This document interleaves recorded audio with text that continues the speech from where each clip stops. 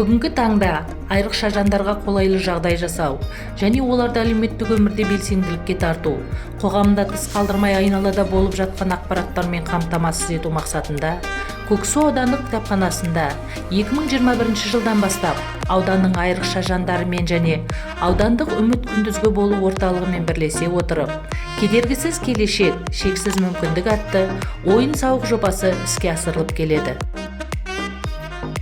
Церебральды паралич, аутизм, синдром Дауна, психоневрологиялық ауытқуға шалдыққандар, басқа да ерекше қамқорлықты қажет ететін жандарды кітапханаға тарту. Жобаның ерекшелігі де сол. Айрықша жандардың кітапқа деген қызығушылығын ойын-сауық арқылы оятып, ойлау қабілеттерін дамытып, белсенділіктерін күшейту.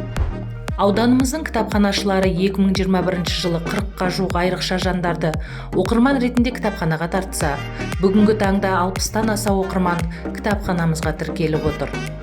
Шара барысында кітапханашылар тың әдістерді игере отырып, айрықша жандардың шығармашылық жетістіктерін айқындап, көтеріңкі көңіл күй сыйлап, өзара тәжірибе алмасып, біліктіліктерін арттыруға ықпал етеді.